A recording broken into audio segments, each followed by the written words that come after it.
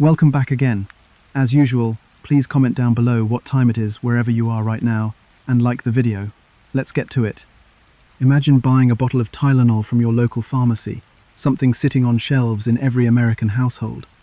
Now imagine that same bottle quietly contains cyanide strong enough to kill you almost instantly. In 1982, this nightmare was real. Ordinary people trusted an everyday painkiller, but within days, Chicago was in chaos. Hospitals were on high alert, and detectives were scrambling to solve a case that seemed impossible. A 12-year-old girl woke up with what seemed like nothing more than a minor cold. Her nose was runny, she felt sluggish, and it was the kind of complaint every parent has heard countless times before school. Her parents, wanting to ease her discomfort, reached for a small bottle in the medicine cabinet.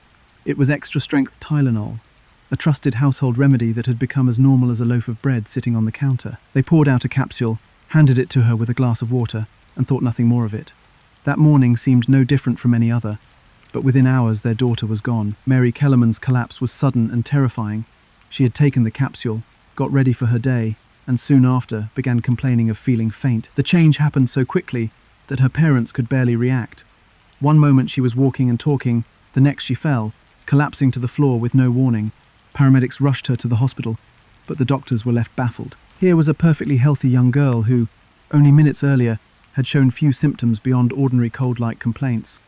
Now she was in critical condition with no immediate explanation. Time in the emergency room moved with urgency but also confusion. Medical staff checked her vital signs, ran tests, and moved quickly, but nothing added up. Mary was young, active, and had no significant medical history that could explain this sudden event. By sunrise, she was gone.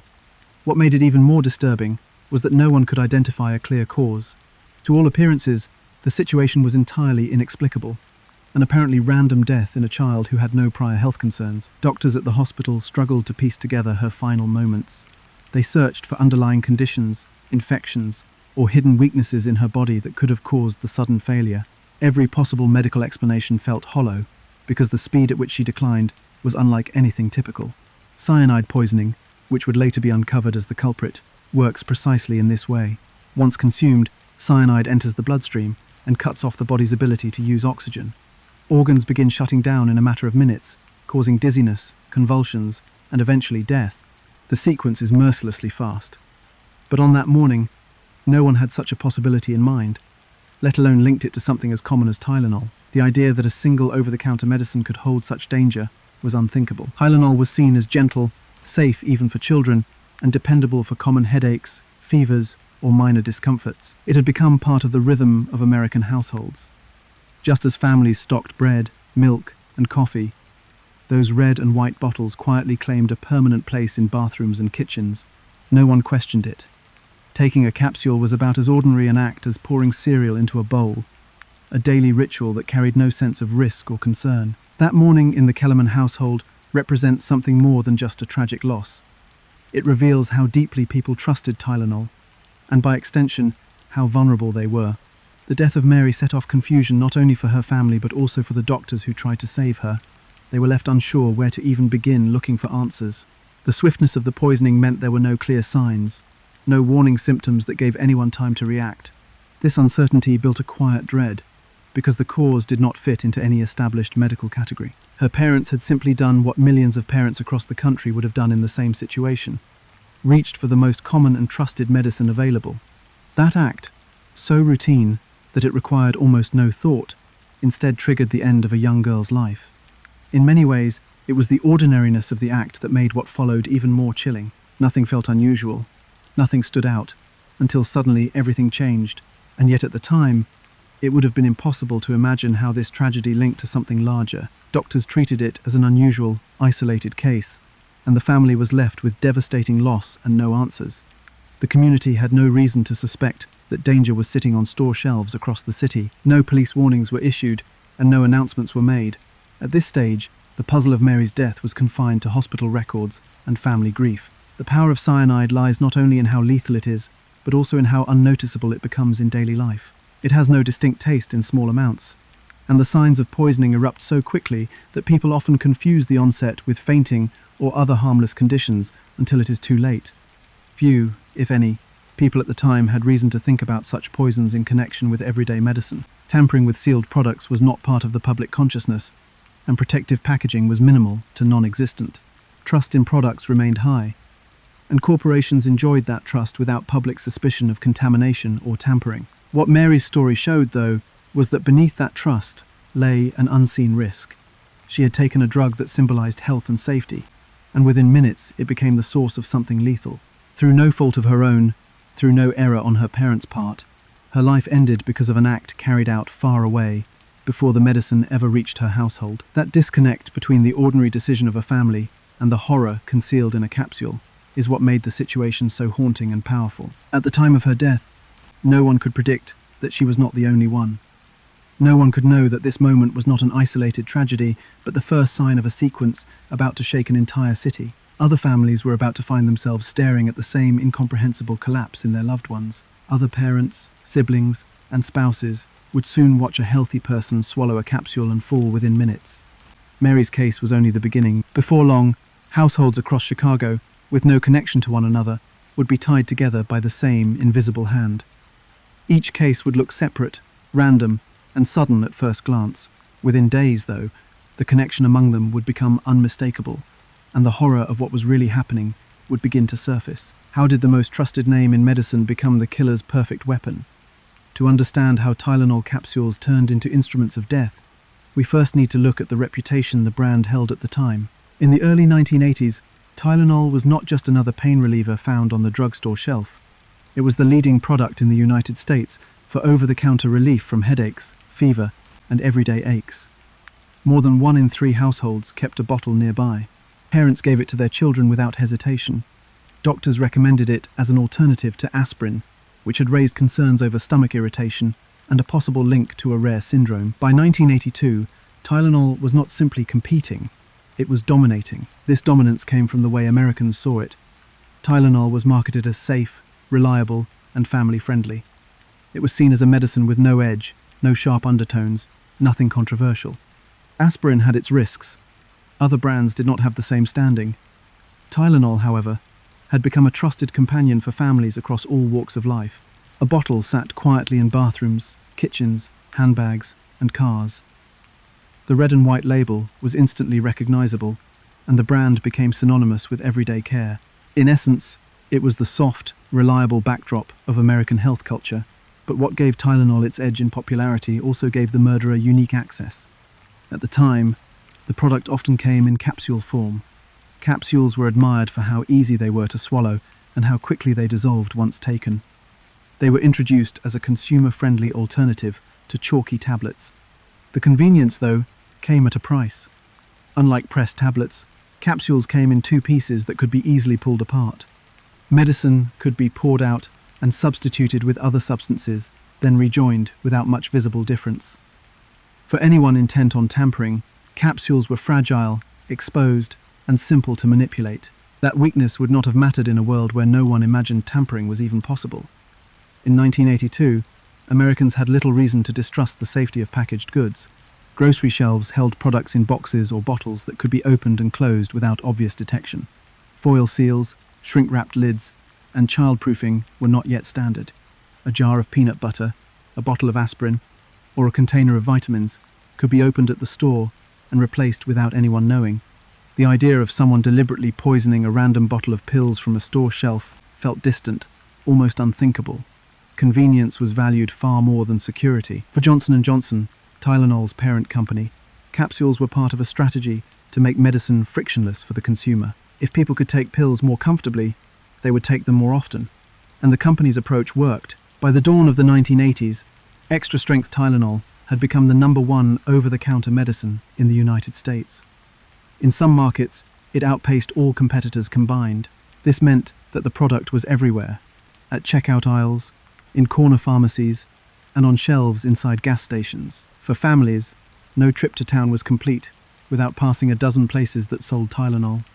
This wide availability, coupled with overwhelming trust, created the perfect environment for someone willing to sabotage that trust. The contrast lies here. The brand most strongly associated with safety held a design most open to interference. Capsules were meant to show how modern and advanced the product was, yet their construction opened the very door the killer would use. The vulnerability was subtle enough that it escaped ordinary thought. Very few people in 1982 understood how easy it was to manipulate a capsule. Those who bought Tylenol focused on relief from headaches and colds, not on imagining invisible dangers hiding in the capsule's casing. To them, those bottles seemed as sealed and certain as bread loaves or milk cartons, and in the absence of suspicion, no one checked. If the bottle looked closed, then it must be safe. This widespread lack of suspicion created an enormous gap between how much consumers trusted the brand and how little security the product's design truly offered. That gap was invisible until the first deaths were reported. Only then did families, doctors, and officials realize how easily the medicine could be turned into a weapon, and because Tylenol was woven so deeply into everyday life, the attack was not limited to one household or one unlucky individual. Wherever the capsules were sold, the possibility of tampering existed. The crime was not confined to a single neighborhood or pharmacy, but floated in the uncertainty of a product everyone had in their homes. In a chilling way, it was Tylenol's popularity that gave the killer reach. A random act of sabotage might have gone unnoticed if it targeted a brand few cared about. But Tylenol's dominance meant every tampered capsule had a ready victim waiting. Any person who bought medicine from a shelf in Chicago during those days risked exposure. Each ordinary headache or stomachache provided the killer another opportunity. Tampering with Tylenol gave the perpetrator access to countless people without ever leaving a trace of connection between them. That reach also magnified the fear. Once word of the poisoning spread, the effect was not just grief among the families who had lost loved ones, but terror across an entire city. Every medicine cabinet, every bathroom shelf suddenly looked unsafe. Families questioned the same bottles they had casually trusted for years. The killer had not chosen a rare or obscure target. They had hijacked the nation's #1 painkiller, the very thing people associated with reliability. By doing so, they turned trust itself into a danger. When viewed in this context, the murders became not only an act of violence, but a case study in how much people relied on perception. Packaging looked unchanged, the capsules appeared intact, the brand name was one everyone knew, and under those layers of familiarity and comfort, cyanide sat waiting. Safety and danger had never been so close. In the weeks after, prosecutors and investigators struggled to explain how vulnerability in such a trusted product could exist without anyone realizing it. Yet the product's widespread use, the very thing that had made Tylenol America's leading household medicine, also made it the perfect vessel for mass fear and indiscriminate harm.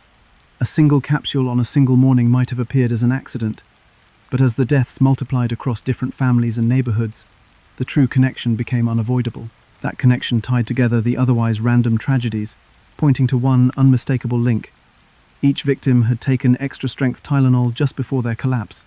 Suddenly, what seemed like separate medical mysteries and private losses formed a chain, and as that chain became clearer, the investigation shifted its focus away from isolated events and toward the reality that someone had turned America's most trusted brand of medicine into a weapon. Within just a few days, 7 different people in the Chicago area were gone.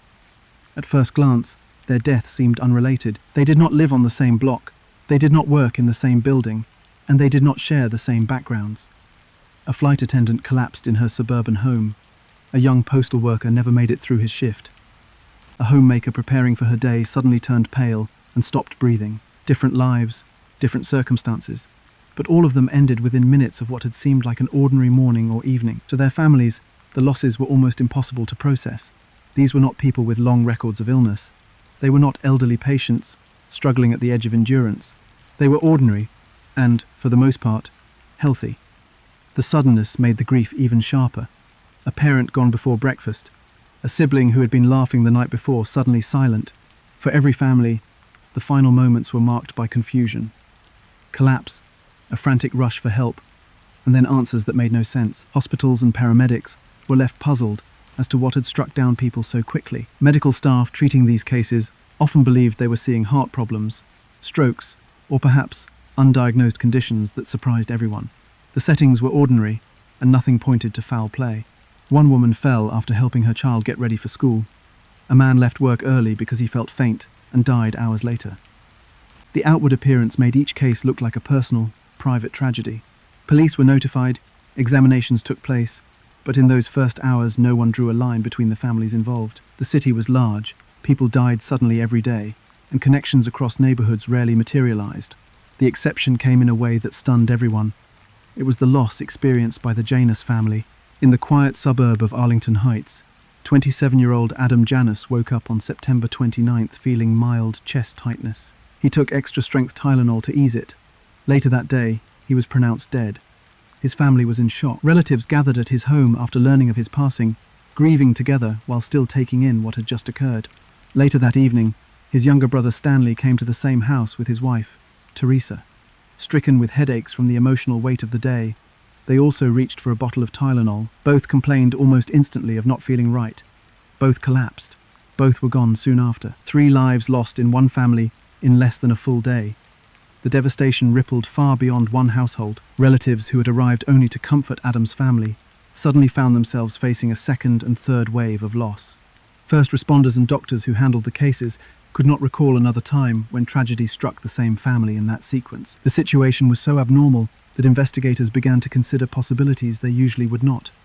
It was in this moment that alarm bells sounded louder. Still, even before tying these events together, the communities where each victim lived were already shaken. A mother in Elk Grove Village, who thought she was managing a routine cold, was suddenly gone. A young flight attendant with a long career ahead of her also collapsed after reaching for Tylenol. These victims were linked only by the fact that they lived in the same metropolitan region. Their ages, their jobs, their family situations varied widely. No shared workplace, no shared circle, and no obvious reason to connect one death to another. That randomness is part of what terrified the city. As the stories spread through neighborhoods, the sense of confusion turned to fear. There was no crime scene that neighbors could avoid. There was no dangerous street people were warned not to enter. Instead, it looked like bad luck, striking healthy individuals at random. A teacher, a homemaker, a postal worker, a flight attendant, people that represented everyday Chicagoans in 1982. Their deaths carried no pattern recognizable to the public other than shock and disbelief. Word circulated quickly, and residents began to wonder if they or someone they loved could be next without warning. The police began hearing from different towns and suburbs about sudden deaths that did not fit simple explanations. At first, it was natural to think they were dealing with individual incidents, but with every body examined, every family questioned, paths started to cross. Investigators compared notes on cases where victims all showed the same rapid collapse. Information sharing revealed a chilling link, and when households like the Janus family showed multiple deaths in direct succession, the evidence started pointing towards something shared. The ordinary image of Tylenol bottles sitting on bathroom counters began to come up again and again. Family members noted that the victims had reached for capsules shortly before, showing signs of distress. That detail repeated itself across households. The product quickly stopped being background noise in the stories and became the clear thread. In one case after another, the red and white label sat quietly nearby at the time death struck. To doctors, the repetition was enough to suspect a common source. To the police, it marked a shift in how they viewed the sudden tragedies. They were not looking at separate medical misfortunes in random families anymore. They were now seeing the outlines of something coordinated, something deliberate. Within 3 days, 7 deaths in different corners of Chicago were attached to bottles of extra-strength Tylenol. The same brand, the same form, capsules rather than tablets, the same timing of use just before collapse. The realization spread quickly to the wider community. Newspapers and television began reporting the strange coincidence of multiple deaths tied to a trusted over-the-counter medicine. Fear expanded not only among those who had already purchased Tylenol, but among anyone who recognized how common the product was in their homes. Every consumer ran the same calculation. If it could happen to households that seemed so ordinary, what about theirs? The answer remained unclear, and with no suspect identified, fear filled that space. 7 bodies in 3 days, each pointing to medicine cabinets and store shelves rather than back alleys or known criminals. The only link among them was a name familiar to practically every home in the country. Extra-strength Tylenol, the product most workers, parents, and children had trusted at some point, now stood at the center of sudden, inexplicable death. What looked like separate private tragedies became, in a matter of days, a public emergency with one product connecting them all. The investigation was no longer a matter of grieving families in silence. It was now a matter of science and proof. The task was to identify what lay inside those capsules that could kill so many so fast, and to understand whether this was an accident, contamination, or something darker. For police and doctors, the days ahead would focus on studying the contents of those bottles, searching for the answer to how a trusted household remedy had become the common link between 7 lives cut short. Word of mouth, neighborhood rumors, and news reports raised fear to an almost tangible level. In homes across Chicago, people looked inside their cupboard at familiar red and white labels with hesitation. The same medicine that had been so ordinary a week earlier suddenly looked sinister. And with no one caught, that suspicion was left hanging over an entire city.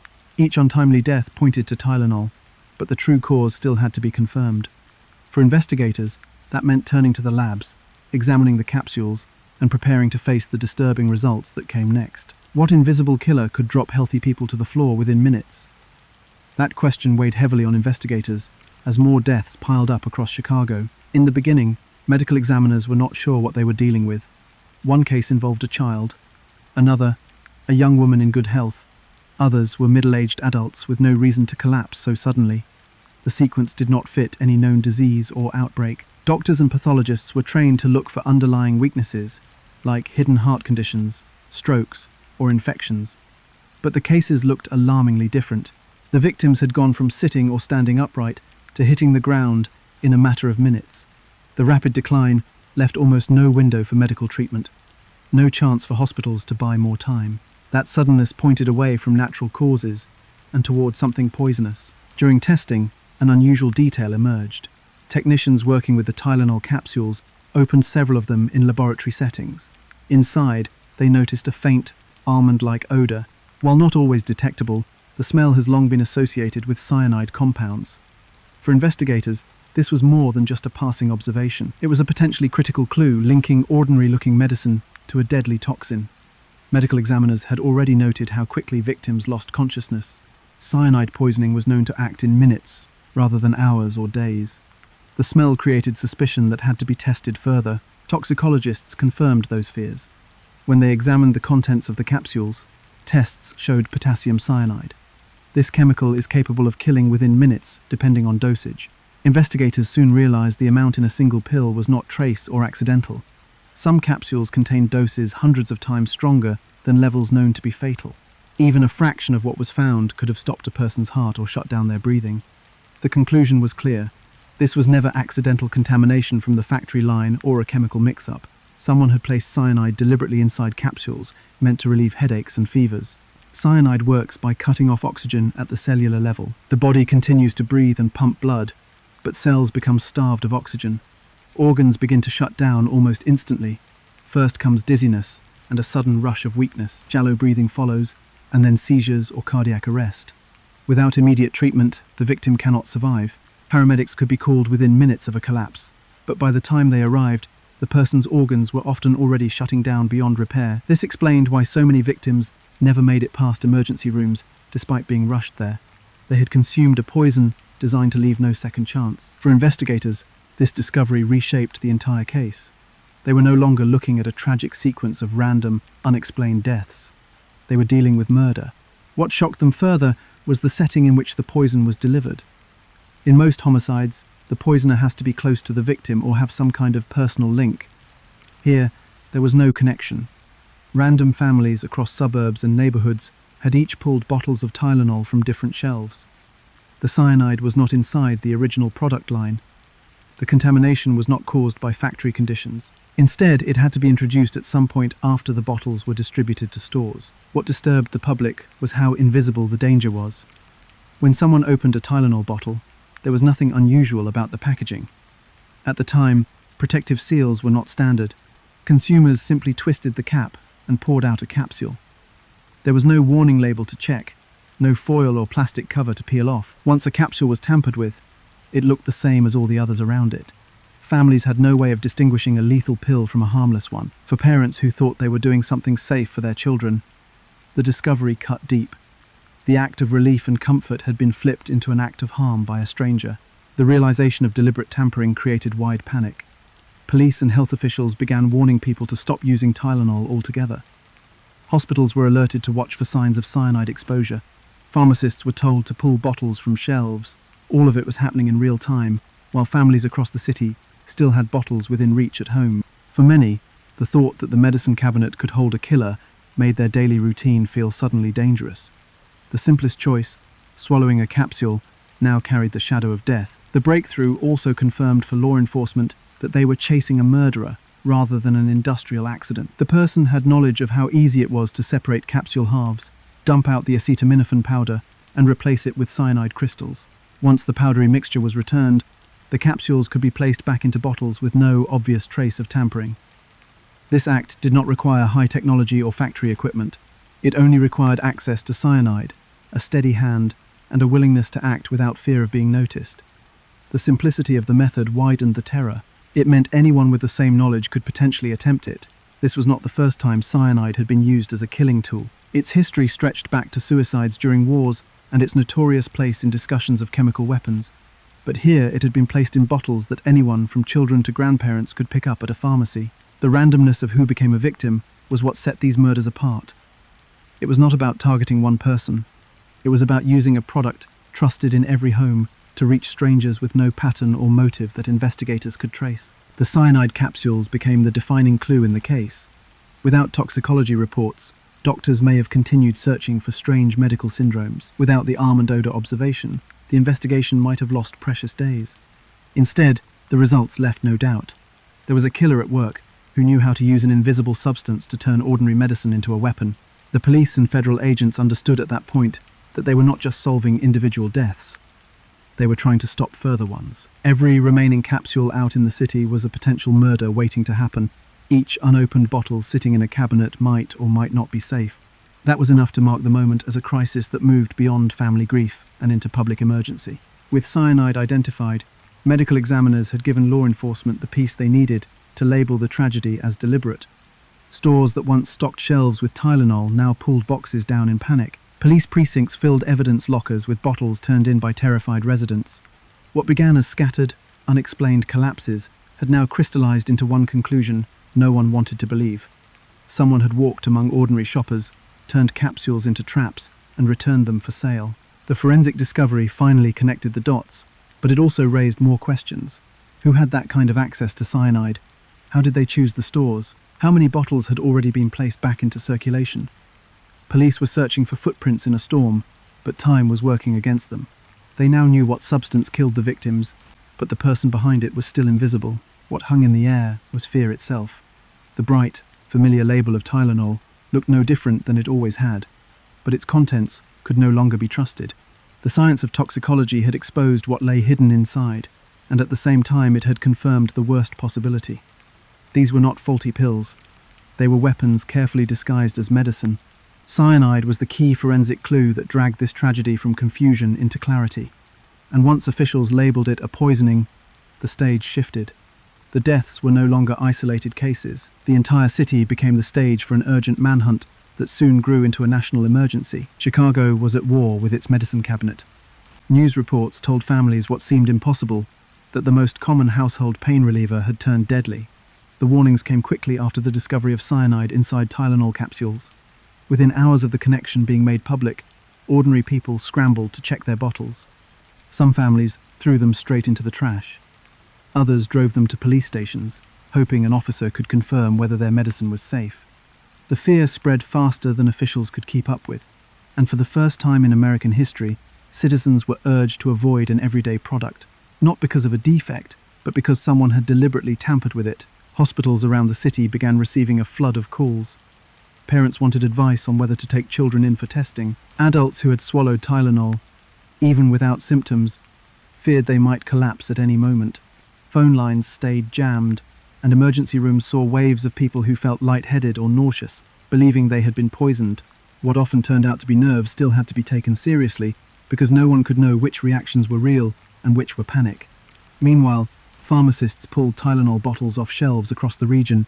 Store managers worked late into the night to remove products and field questions from frightened customers who lined up demanding answers. For law enforcement and public health officials, the challenge was unlike anything they had faced before.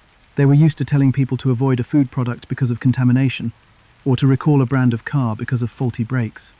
They had never stood before cameras warning families not to use a leading medicine trusted by millions. It was a message almost impossible to deliver cleanly.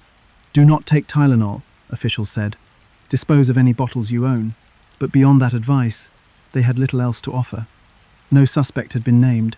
No explanation could be given for how many bottles might be poisoned or where they might be. The instructions boiled down to avoidance and fear. Store employees described scenes that grew more frantic with each passing hour.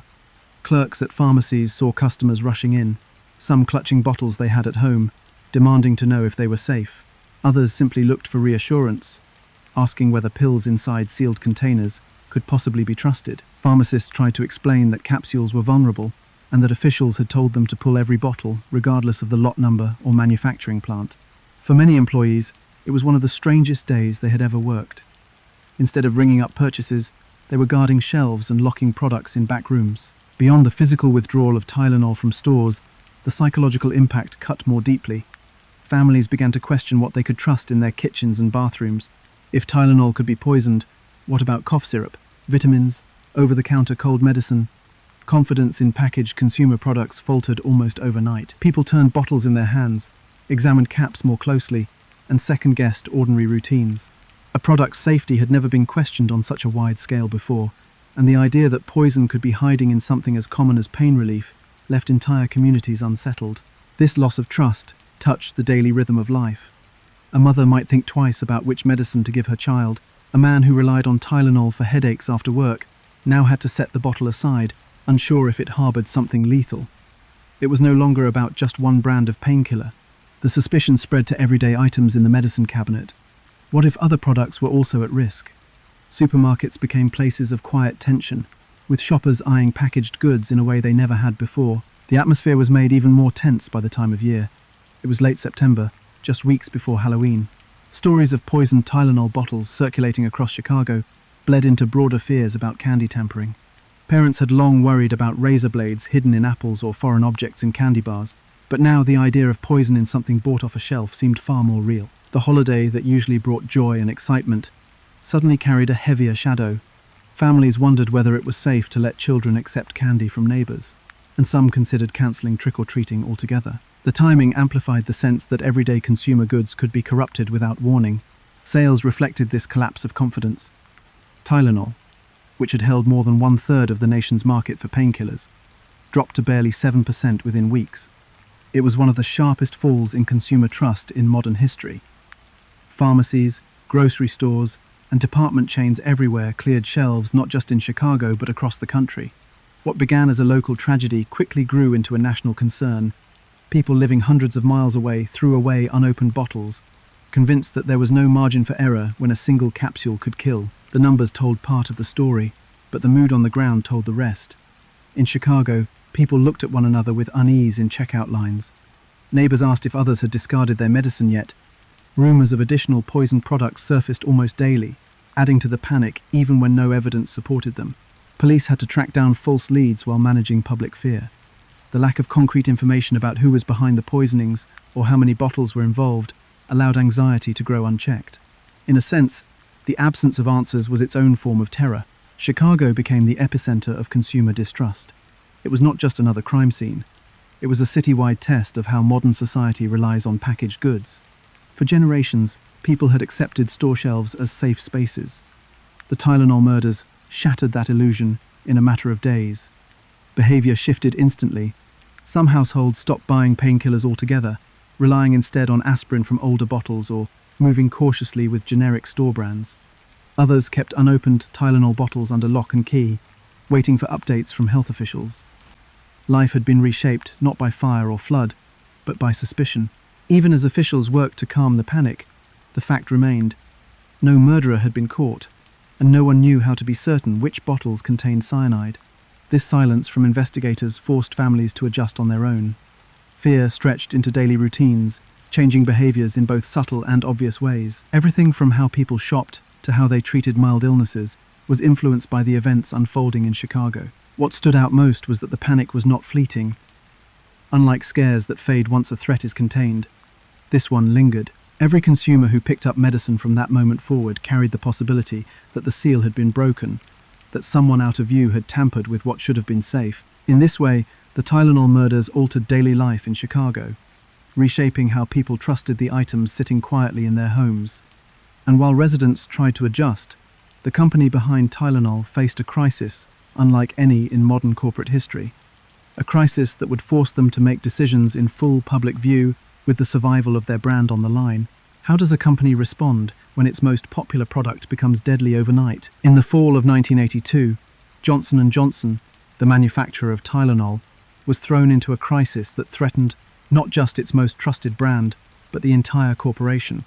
With 7 deaths now linked to extra-strength Tylenol capsules and the public in full panic, leaders inside the company faced a decision with no precedent. If they continued to sell bottles, more people might die, and any reputation the brand still held would be shattered.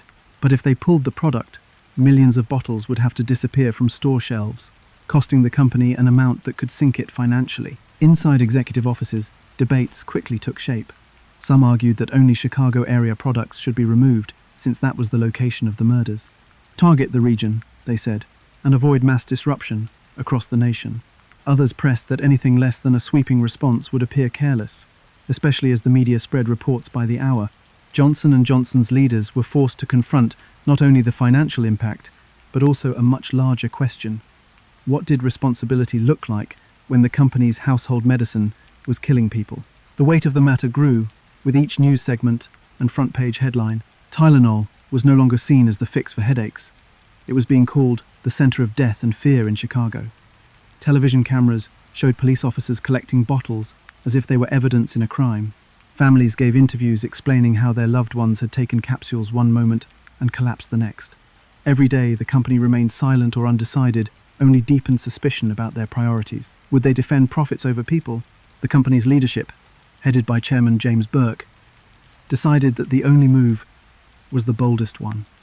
In early October, barely a week after the first victim, Johnson & Johnson ordered a nationwide recall of Tylenol. This meant 31 million bottles were pulled from shelves across the United States. The market value of that recall exceeded $100 million, one of the largest corporate losses ever recorded at the time. The message was unmistakable. Consumer safety would come before every financial measure. Carrying out the recall was not simple. It required coordination between hospitals, distributors, local pharmacies, and major retailers. Truckloads of Tylenol were removed in hurried sweeps. Managers in supermarkets sealed off aisles, not only in Illinois but in states far from Chicago. Pharmacies gathered the bottles in back rooms until company representatives could collect them. In some cases, police literally escorted shipments out of stores to be destroyed, so there was no chance of them slipping back into circulation. For employees on the front lines, the situation looked like the largest product cleanout they had ever experienced. At the same time, boxes and bags filled with Tylenol bottles began arriving at police stations. Families came in, holding bottles with visible worry, asking authorities to examine them. Many wanted to be told whether their capsules were dangerous, but officers had no way to test each one on the spot. Still, the act of turning bottles over showed how deeply the recall reached. It was no longer only about what pharmacies carried. People pulled half-empty containers from their kitchen drawers, their purses, and their medicine chests, bringing them into authorities as if they were turning in live weapons. Media coverage magnified every angle. Television broadcasts cut between grieving families, customers handing in bottles, and images of shelves stripped clean. Newspapers tallied the financial cost and published front-page notices urging people to destroy any Tylenol they had in their homes. The visibility of the recall turned it into not just a corporate choice but a national demonstration. The world could see that Johnson & Johnson had taken the largest action possible, and while the cost was immense, the move did not end the corporation. Instead, it began to rebuild trust that had been nearly destroyed. Part of what helped the company was that there was very little denial or deflection. Rather than arguing about their innocence or trying to blame outside factors, Johnson & Johnson acknowledged the risk and absorbed the damage directly. The decision to recall every bottle sent a clear message. No matter how expensive, no measure mattered more than protecting consumers. That approach shifted public perception. While fear still remained, ordinary citizens noticed that the company acted faster and more massively than anyone had expected. The recall also carried lessons far beyond one product. It showed the nation what corporate crisis management could look like under public pressure. At the time, very few companies had faced such visible danger tied directly to their leading product. Many observers thought the Tylenol brand would collapse completely, never again trusted by the public. Yet within a year, Johnson & Johnson was able to regain significant market share. They managed to do this partly because of the trust gained in how they managed the situation. By taking the hit publicly, they turned what could have been total ruin into a process of recovery. Of course, regaining that trust also meant changing the way the product was sold. Capsules were redesigned, and tamper-evident packaging soon appeared as a standard across consumer medicine. But those reforms came later. In the early days after the murders, the recall stood as the single most visible response. Executives knew every day's delay translated into more hysteria, more phone calls to hospitals, more findings of suspect bottles in random locations. The quick pull from store shelves demonstrated urgency, something the public desperately needed as fear spread. On the ground, the process of pulling bottles from stores unfolded in dramatic fashion. Truck drivers collected boxes in bulk, sometimes loading entire shipments that had yet to reach retail floors. Police escorted some deliveries out of stores with caution tape wrapped around boxes as if they were evidence logs. The image of an everyday pain medicine being handled like toxic material underscored the seriousness of the moment. And for Johnson & Johnson, it showed the scale of coordination required between private corporations and government agencies to respond to a crisis that touched millions of lives at once. In Chicago, the recall added to the bizarre scene already unfolding. Police precincts here looked not only like places solving murders, but like storage centers for cartons of medicine, bottles stacked up on tables, and evidence counters waiting for unsafe destruction. Residents, driving up to stations, displayed both fear and relief as they handed them over. Some people admitted they had not even opened the bottle, but they did not want to risk it. The act of surrender became part of the city's grieving process, a visible way for citizens to protect themselves against an unseen threat. By pulling 31 million bottles and absorbing a cost of over $100 million, Johnson & Johnson created a blueprint for corporate responsibility under extraordinary conditions. Business schools would later cite the recall as a model in crisis response. The strategy did not erase the deaths or end the investigation, but it softened the collapse of trust around the brand. People eventually began to buy Tylenol again, not because they had forgotten, but because they saw how aggressively the company had handled the crisis. Even so, while the business side of the tragedy presented a path forward, the law enforcement side remained as murky as ever. Bottles had been taken away, sales stopped, but no one knew who had done the tampering, how many capsules they had poisoned, or whether they would strike again. The company may have regained some measure of public trust, but the killer behind the poisoned capsules was still at large, still faceless, and still a threat. And that reality meant the pressure on investigators did not ease. Even after the last bottles disappeared from store shelves, the poisoned capsules were not from a single factory line, so where were they tampered with? That was the central question investigators faced once Tylenol was confirmed as the link between the 7 Chicago deaths. The Food and Drug Administration and law enforcement immediately tracked the supply chain, expecting a problem at one of Johnson & Johnson's facilities. The assumption seemed logical. If poison had been introduced into the medicine, the most likely place would be during production or packaging at the plant level. But when investigators traced the victims' bottles, something surprising came up. The contaminated bottles did not originate from one factory. They had been distributed from 2 separate plants, each in different states. That detail shifted the focus instantly. A manufacturing error could be ruled out almost immediately. Whatever had happened took place after the Tylenol left the factory floor. This finding created both relief and new anxiety. Relief, because it meant the company's manufacturing process had not been compromised. Anxiety, because the tampering now had to have happened at random points much closer to the consumer. That made the problem unpredictable. Bottles could have been poisoned anywhere along the retail chain. It could have happened inside warehouses, delivery trucks, or on store shelves themselves. The randomness pulled investigators away from a centralized explanation and forced them to consider an unsettling new possibility. Someone moved openly in public spaces, altering bottles and returning them without being spotted. The theory that gained traction was chilling in its simplicity. A person could walk into a pharmacy, buy a bottle of extra-strength Tylenol, take it home, open the capsules, and replace the medicine with potassium cyanide. Once that was done, they could carefully close the capsules again, return them to the bottle, and deliver the bottle back to the shelf. In the early 1980s, returns were not heavily monitored. A bottle could be carried back, or simply placed among the others, without raising suspicion.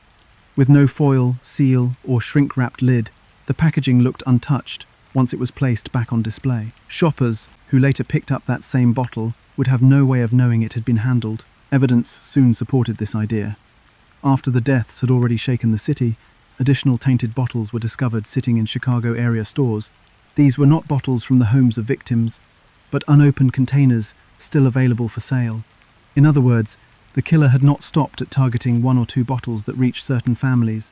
Poisoned capsules were scattered across different locations, waiting for whoever happened to pick them up that day. This made the situation even more dangerous, because it proved the contamination was not contained to a single household or one unlucky string of purchases. Anyone grabbing Tylenol from a shelf in Chicago risked buying medicine already seeded with death. Understanding the packaging of that era is key to why this was possible. In today's market, every bottle of pain medicine is sealed in layers. There is usually a plastic neck wrap, a foil or paper interior seal, and often a childproof cap that clicks into place. But in 1982, those protections largely did not exist. A customer only had to unscrew the cap, and the medicine was accessible. Capsules, unlike pressed tablets, were particularly easy to manipulate. Each capsule was made of two halves that fit snugly together, but could simply be twisted apart. There were no visual clues when they were put back together. Capsules were convenient for swallowing, but vulnerable to anyone determined to tamper. This lack of security turned routine consumer behavior into the perfect cover for a killer. No specialized tools or insider access were required. A man or woman could blend in with shoppers, tamper with bottles in private, and return them to retail spaces without attracting notice. This is what made catching the perpetrator so difficult. There was no centralized point of contamination, like a mixing tank at a factory or a single distributor's warehouse to investigate. Instead, investigators faced the possibility of dozens of random locations, each one vulnerable to interference, scattered across a sprawling metropolitan area. The randomness of the locations reinforced the strategy behind the poisonings.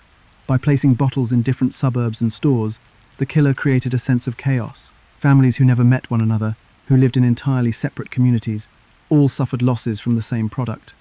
An employee in one town, a homemaker in another, a child in a separate suburb. There was no pattern to track geographically, nothing to tie investigators to a single place or suspect.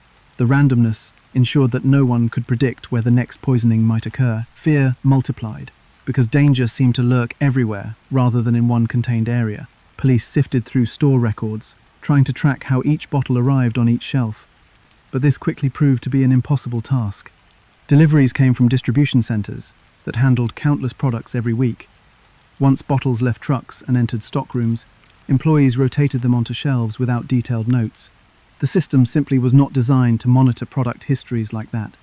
The lack of tamper-proof packaging meant there was also no way to determine whether a purchased bottle had been opened before. A closed cap did not mean a safe bottle. It only meant it looked the same as other ordinary bottles stacked beside it. For investigators, the scope of the problem was daunting.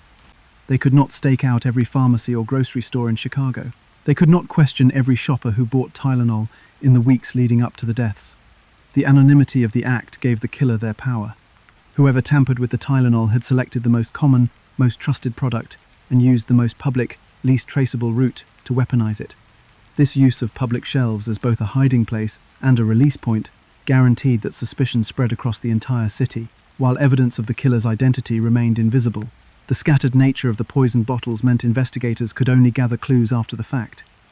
Grieving families turned over half-used bottles. Store clerks handed police containers, still sealed inside boxes, but later revealed to hold cyanide. Each new discovery confirmed the method, but none of them explained who was behind it. The randomness of the placement gave no discernible fingerprint. It seemed designed to obscure rather than reveal. As a result, frustration grew within law enforcement. They had uncovered how the capsules were poisoned, but not who had done it, nor how many bottles remained undiscovered. In the aftermath, safety experts pointed to the lack of protection in packaging as the critical weakness.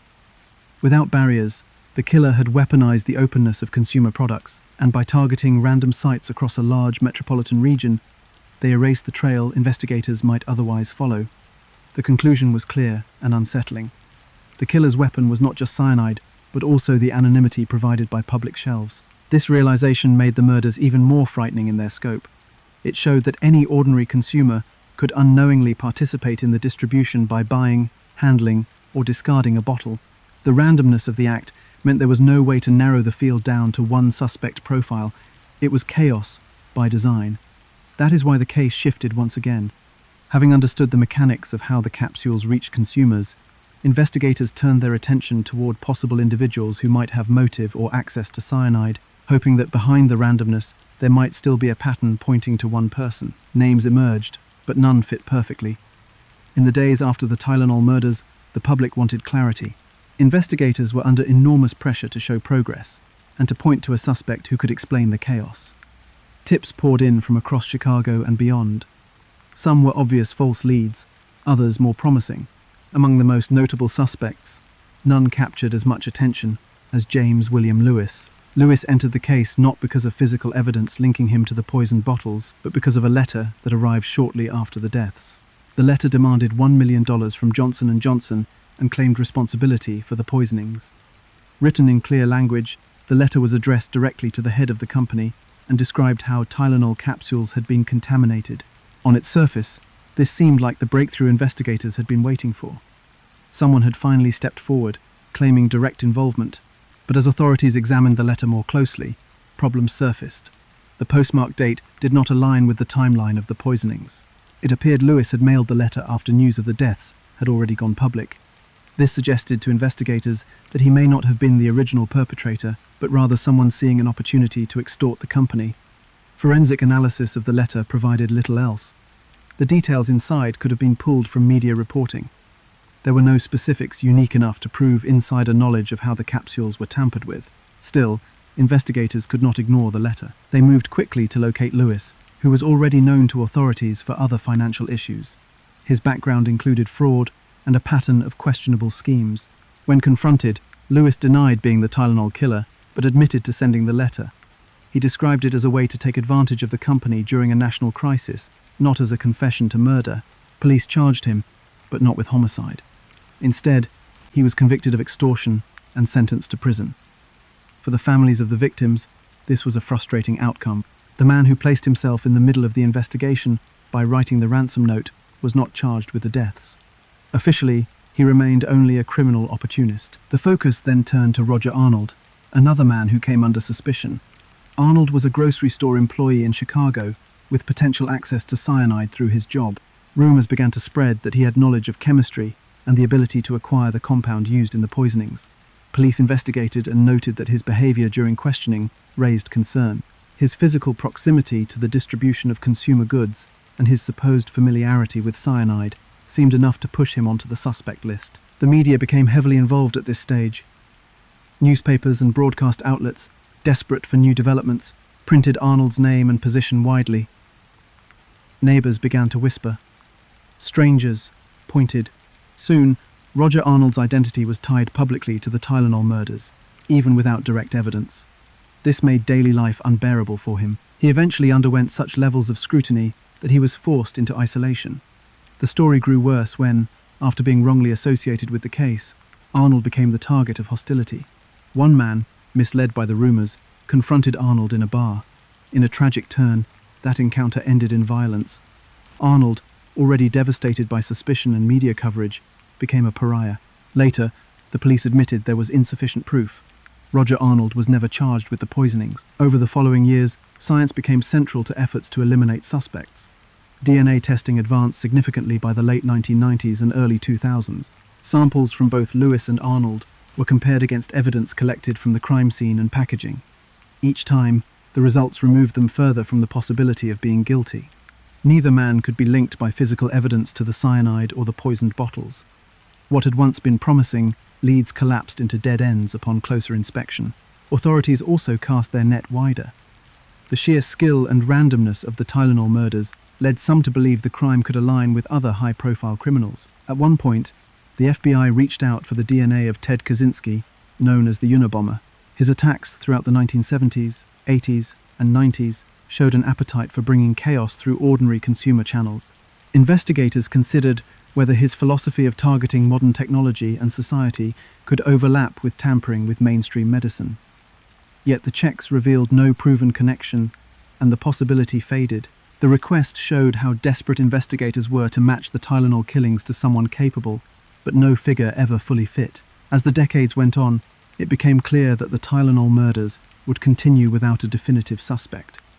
This lack of closure sets the case apart from many other crimes of its era.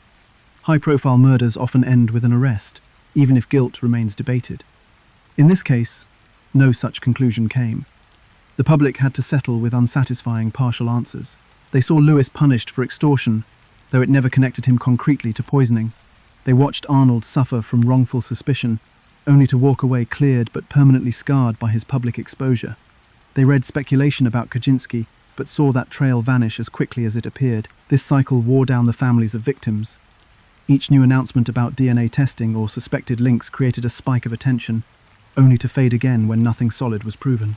Relatives of the 7 victims were left to navigate decades of uncertainty, watching their personal loss move in and out of headlines without reaching conclusion. Questions remained about motive, about logistics, about identity. The sheer lack of clarity around who could or would commit such a crime reinforced the idea that the poisonings had been engineered for maximum chaos rather than personal gain. Despite significant suspects, the investigation never crossed the line into definitive guilt for any one person. The ransom letter writer turned out to be a fraudster, not a murderer. The grocery store worker bore the weight of false accusations, but carried no real connection to the poisonings. Even a notorious domestic terrorist like Kaczynski failed to align with the evidence on hand.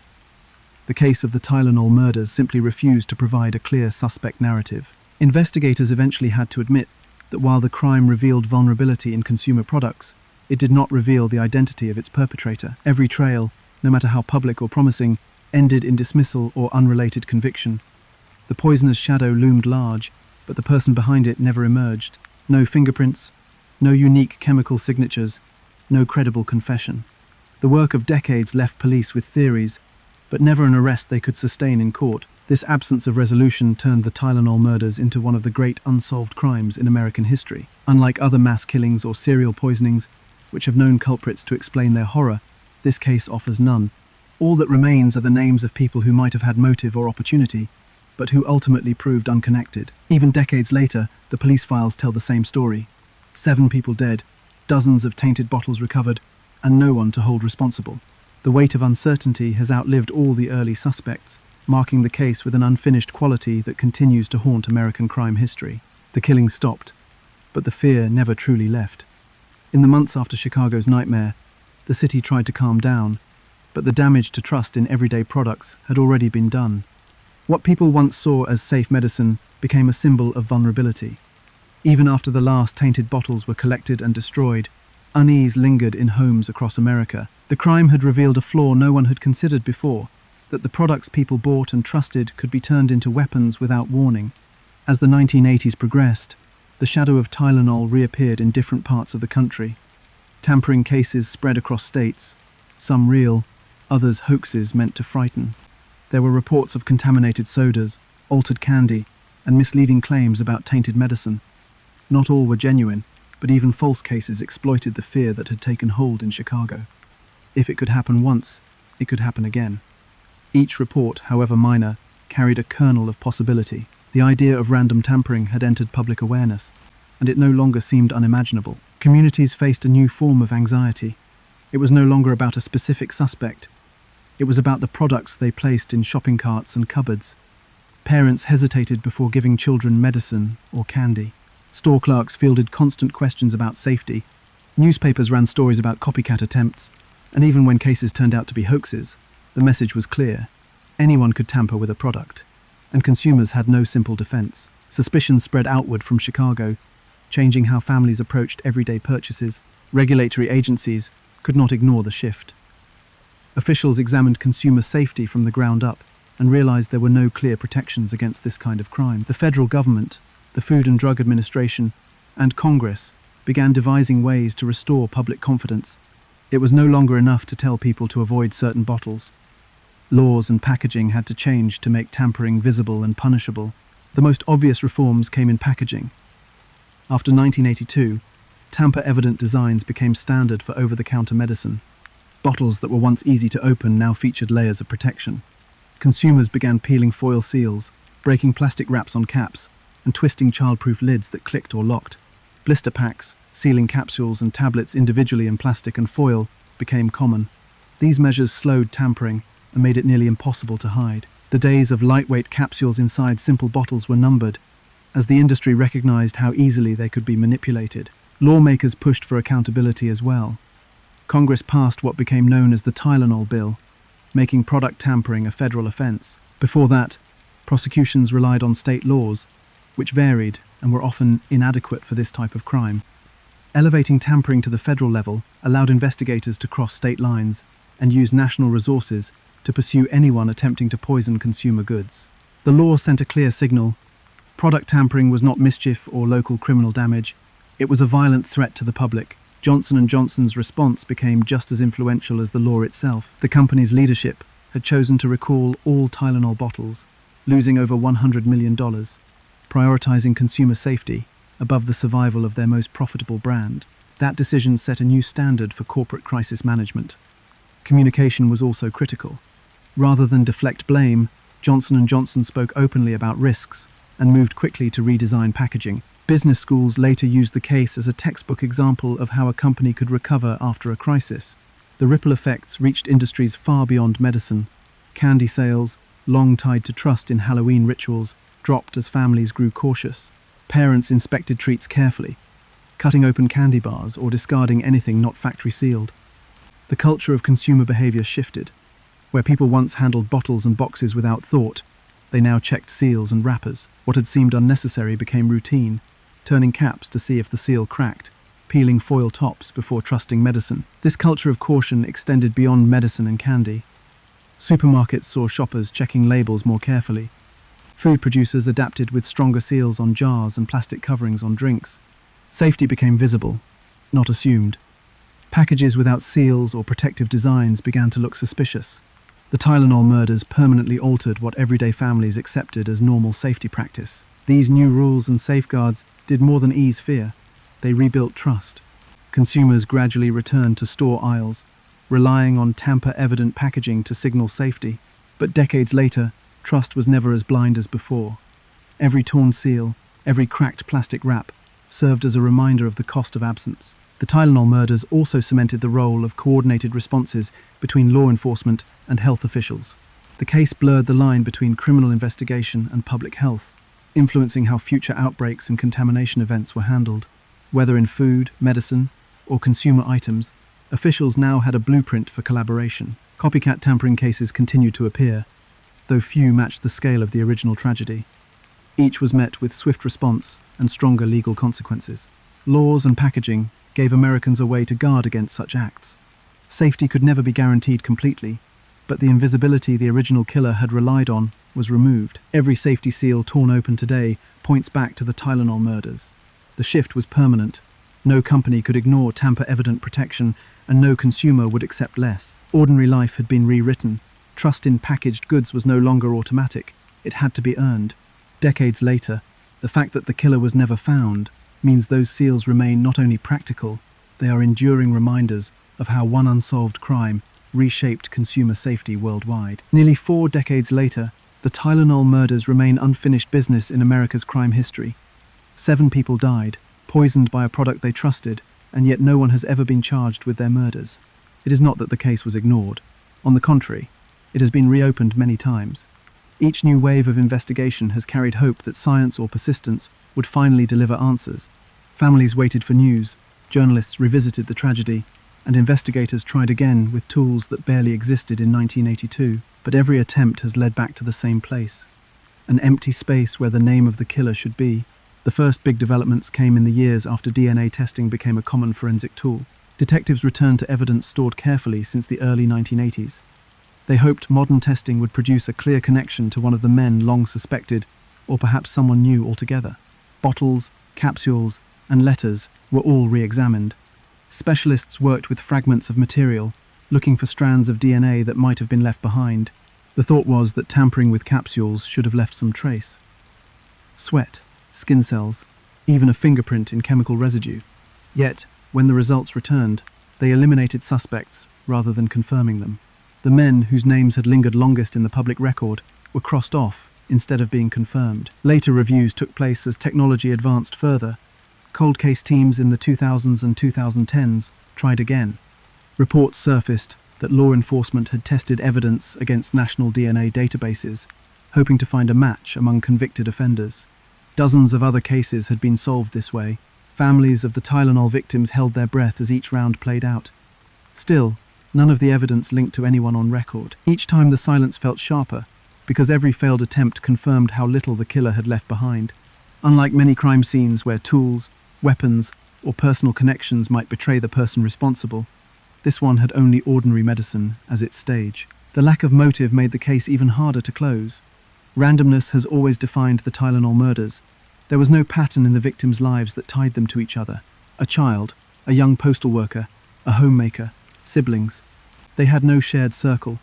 No reason an outsider might target them directly. The randomness suggested that the killer was not seeking money, revenge, or even recognition. That made the crime both chilling and unique. To place cyanide into capsules and scatter them across stores was not just murder, it was a strike against public trust itself. The aim seemed to be fear, and unlike crimes where jealousy, anger, or greed can be traced, fear left nothing that investigators could track. For the families of the 7 victims, the absence of answers has been a constant part of their grief. Parents and siblings watched as each investigation promised progress, only to lose momentum again. During anniversaries, the case reappeared in headlines. Statements from officials often mentioned renewed hope, especially whenever new DNA techniques were unveiled. But hope without resolution became its own burden. Decades later, the families have been left without the closure that many victims of violent crime eventually receive through trials or convictions. Instead, they live with the knowledge that the person who caused their loss has never been held accountable. The Tylenol murders also blurred boundaries between law enforcement and public health. Detectives worked side by side with health officials, pharmacists, and doctors to address the danger in real time. Hospitals received instructions not just to treat symptoms, but to report patterns immediately. Pharmacies carried out urgent recalls in coordination with police. The case became a hybrid, part homicide investigation, part emergency health response. That model continues to influence how future product scares are managed. Contamination cases, outbreaks of tainted food, and other consumer crises often borrow from the structure built during those frantic weeks in 1982. It was one of the first times a murder investigation spilled directly into the daily lives of millions of healthy people who had no idea they were potential victims. Through all of this, the unanswered question has remained the same. Who tampered with the Tylenol bottles, replacing simple medicine with a lethal poison? Was it someone seeking chaos for its own sake? Was it someone with a grievance never uncovered? Or was it a person who believed they could hide inside the flow of ordinary shoppers and disappear without a trace? No firm evidence has ever indicated which explanation is true. The ransom note, the suspects who looked promising, the DNA samples, all of it together still points to nothing certain. The most haunting part is that the killer may have watched it all unfold, unseen and unidentified, as the city panicked and families mourned. Decades later, law enforcement has not closed the door completely. The FBI has reviewed the case more than once, and cold case investigators in Illinois have opened files hoping that one detail overlooked years ago might hold the key. Advances in forensics keep the possibility alive, but each passing year makes it less likely. If the killer acted alone and left no confession, fingerprints, or reliable witnesses, there may simply be nothing left to find. In that sense, the Tylenol murders stand as a crime perfected by its simplicity. Nothing mechanical, no elaborate scheme, just poisoned capsules placed among the ordinary. That anonymity is what allowed it to last unsolved. The effect has been long and heavy. Some crimes shape daily behavior for a season and then fade. This one reshaped entire industries and secured new laws, yet it ended without a known culprit. Victims' names remain, safety seals on medicine bottles remain, but the space where the killer's name should stand is still blank. It is rare for any crime to produce such vast change in public life, while denying all closure about who committed it. That is part of why the Tylenol murders continue to be studied and remembered long after 1982. Some mysteries stay alive because they hint at hidden chapters. Here, it is the silence that holds power. The killer who turned trust into fear still walks without recognition, either gone with time or living quietly beyond suspicion. Nearly 40 years later, that fact has outlived the chaos of the recall, the headlines of grief, and the panic in Chicago homes. It is the enduring reminder that some crimes rewrite the way society works even when their authors are never unmasked. And in that silence lies the most unsettling truth of all, that the person who once swapped capsules inside bottles found on store shelves left behind a shadow that still lingers in every seal we break today. The Tylenol murders were never solved, yet their impact changed consumer safety forever. Safety seals, blister packs, and tamper-evident packaging became standard not because of innovation, but because of fear. Every time you twist a cap and hear the crack of plastic, you're seeing the legacy of this case. But here's the question. What ordinary item in your home do you trust without thinking twice? A bottle? A snack? A drink? The truth is, Trust is invisible until it's broken. And maybe the most unsettling part of the Tylenol murders is this: the killer was never caught.